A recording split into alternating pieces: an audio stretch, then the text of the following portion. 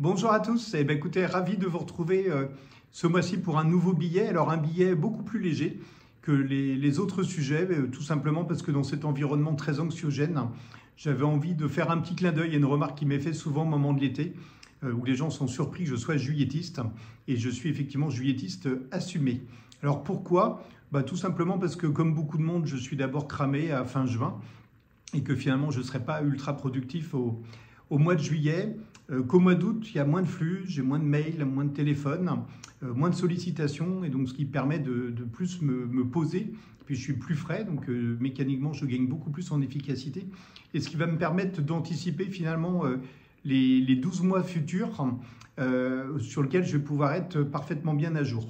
À titre perso, les journées en juillet sont plus longues.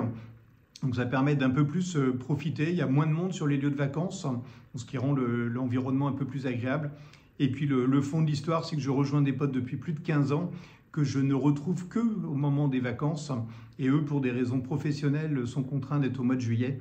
Et rien que pour cette raison-là, en fait, j'ai besoin de les retrouver.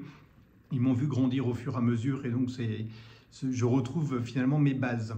Alors comment je m'organise finalement pour être absent finalement au mois de juillet?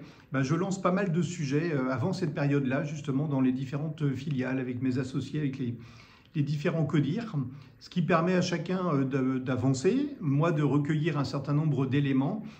Et puis finalement, pendant les vacances, comme on n'est jamais totalement déconnecté, je vais pouvoir tranquillement les ingurgiter. Et puis au retour, je me mets à jour d'abord globalement la première journée pour rattraper à peu près cette absence. Et puis après, je vais m'offrir du temps sur chacun des dossiers que j'ai identifiés, ce qui va me permettre de me poser, de bien structurer finalement les éléments stratégiques sur lesquels j'ai envie d'orienter nos filiales et l'entreprise.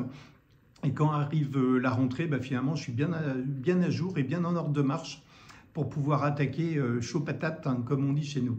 Voilà, écoutez, je vous laisse découvrir mon billet. N'hésitez pas à liker, à commenter, à me faire part de vos retours d'expérience. Voilà, c'est le débat qui nous fait avancer, c'est ça qui m'intéresse. Merci, à bientôt.